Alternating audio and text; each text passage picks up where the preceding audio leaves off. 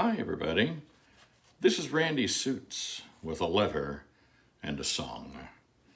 Today's letter for 15 March is Fasting for God and You. My darling Eve, the Israelites observe several religious feasts throughout the year in worship of the Most High God. God instituted the fast as a pertinent part of several religious observances. Setting aside the needs of the body for a short period elevates the spirit and mind, enabling improved communion with God. Just as eating feeds the physical body, fasting feeds the mind and soul. During a fast, the body humbles itself to the mind and spirit. The natural forces at war with God bow in homage to the architect who built them in the womb. It is written, "I am fearfully and wonderfully made." As God formed us in the womb, we ate not, but were sustained by the umbilical cord from the blood of our mothers. God used the nourishment of the mother to build and grow our body. He tested and commissioned the muscles, moving arms, kicking legs and feet, etc., of the unborn child and taught it to move within the confines of the uterus. Through these stages of development, God caused to grow the apparatus for eating physical food, though as yet the baby exists in a state of fasting. Thus, a fast after birth resembles the unborn in the womb, which eats not, but is nourished by the blood of its mother. After birth, when we fast, it is the Spirit of God which nourishes our soul when we willingly deprive the body of sustenance. Often, when you struggle with troubling issues, that's a time for prayer, knowing that our prayers become more focused.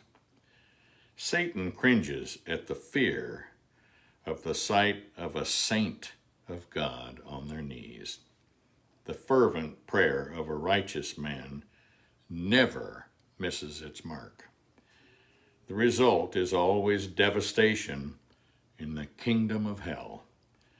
When Jesus came down from the Mount of Transfiguration, he found his disciples were unable to cast out a demon from a young boy. Jesus cast the demon out, and when his disciples asked why they couldn't cast the demon out, Jesus replied, that kind of demon, comes out only by much prayer and fasting.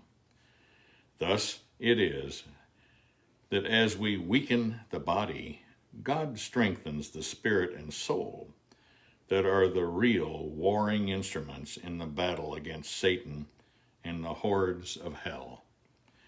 It is written, "We war not against flesh and blood, but with powers, principalities, thrones, and dominions in high places." My darling Eve, remember that when men assail you, that our God will both protect, for it is written, 1,000 will fall at your left hand and 10,000 at your right hand, but death will not come near you. He will also deliver you. Those who call upon the Lord will be delivered, it is written. Tonight, as I go to bed, I am confident that our God will make us victorious over all who rise up against us. For I know that I know that I know that I know that I know that I know that I know that He, Jesus Christ, will cause your enemies to fall into the very net which they have prepared for you. This day I am fasting for God and you. In Christ, your Kohane. We had this is a serious letter. Sometimes we write letters and we're serious if we're writing the things that are on our minds. And usually when we write often according to the needs of the one we're writing to. And so always remember to incorporate God in your prayers and God in your solutions, because He is the answer to all our prayers. Our song for today is You Needed Me.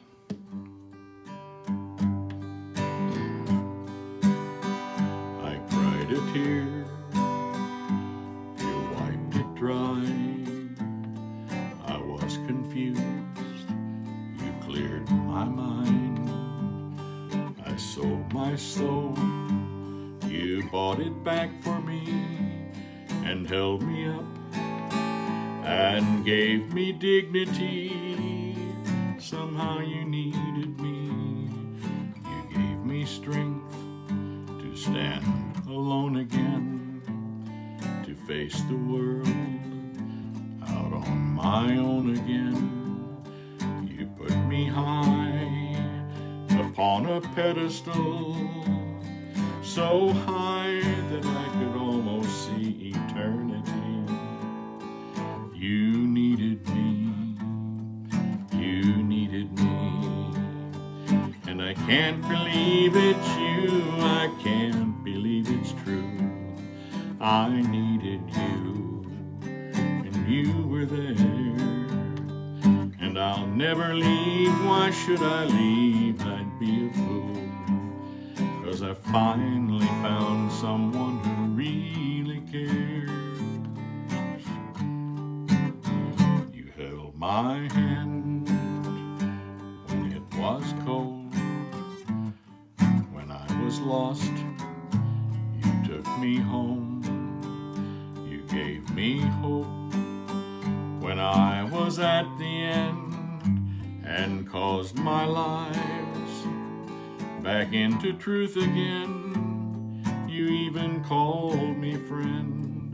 You gave me strength to stand alone again, to face the world out on my own again.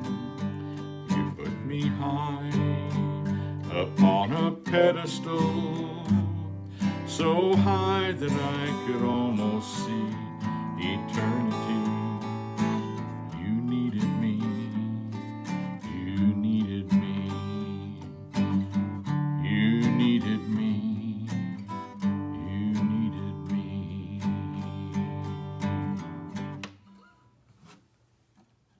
It was a good song by Anne Murray, and I almost felt like when I heard that the first time that it was more a song regarding our need for God and His need for us than a song regarding another person, although it could be for either case.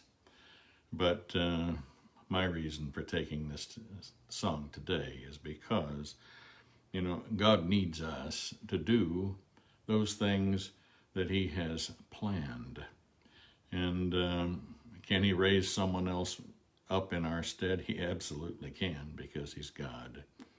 But for this part of the plan, to restore man to the position that God had in mind when He created man and woman, He needs man. And He's glorified in our availability, in our placing ourselves in His hands to glorify His name. And so now, my dear friends, may the Lord, even the Most High God, be with you in all that you think, say, do, and are. Thank you for being, and God willing, we'll see you again soon.